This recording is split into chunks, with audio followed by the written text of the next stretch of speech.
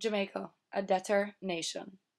Jamaica is a small country in the Caribbean with a total population of 2.7 million people.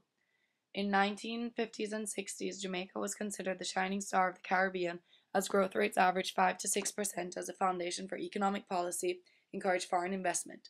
This still remained the case even after the country gained independence from Britain in 1962. However, in the 1970s, Jamaica's economic stability and growth took a turn for the worst. Prime Minister Michael Manley was elected under the People's National Party, and his views towards economic development differed greatly from the previous model. He wanted to remove the socio-economic class divide between the rich and the poor through his democratic social reforms. These reforms included sectors such as education, labour, land, voting, and pensions, and new policies were set forth for redistributing wealth among the population. Government involvement in economic affairs increased greatly under Manley. He created close ties with Cuba, only 90 miles north of Jamaica, as well as other countries of Eastern Europe and the Far East. He saw their model as having much to offer toward economic development. This had adverse effects, resulting in a huge loss of foreign investment from the US and declining exports. Together with a massive increase in oil prices in 1973, Jamaica was facing deteriorating economic conditions which caused violence to flare during the mid 1970s. Violence only worsened the problem, leading to a sharp decline in tourism, which only furthered Jamaica's economic crisis. The election years of 76 and 80 were accompanied by the highest number of violent crimes, 500 and 800 deaths respectively.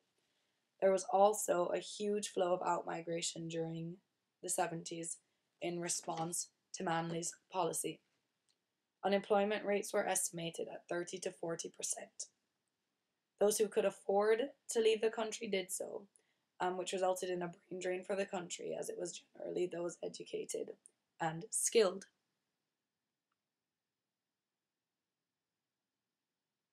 The IMF and Jamaica. The 1970s, Jamaica became a debtor nation and still continues to remain so today.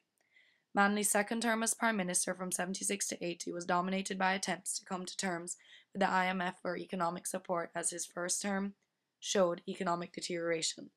This matter is highly controversial, as some blame the IMF for ruining the country's economy, while others blame Manley's poor policies on development. Before 1976's election, Jamaica had agreed to an IMF stabilization program. However, after Manley had regained power, a loan had been agreed upon. The IMF's recommendations of a currency devaluation and a wage freeze were rejected. In 1977, the government produced an austerity plan.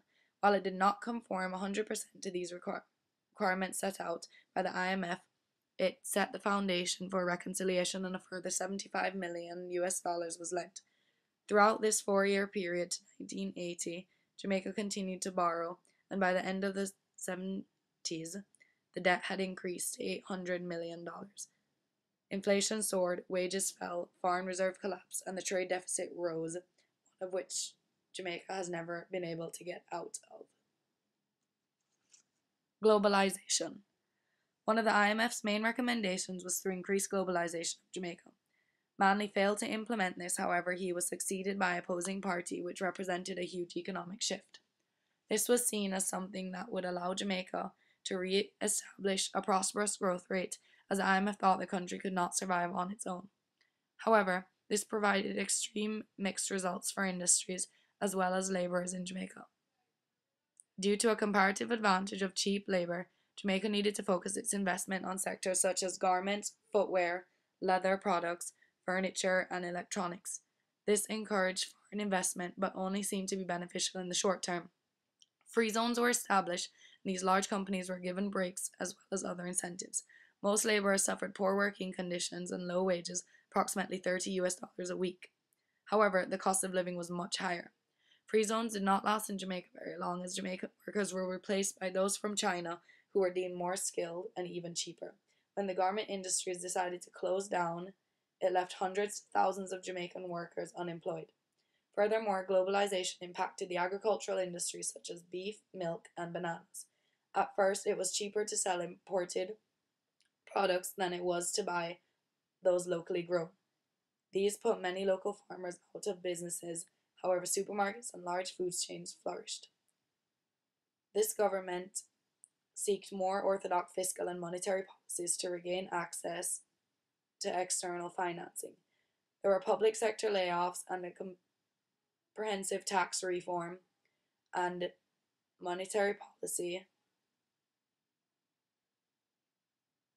was characterized by a tight control of the monetary supply.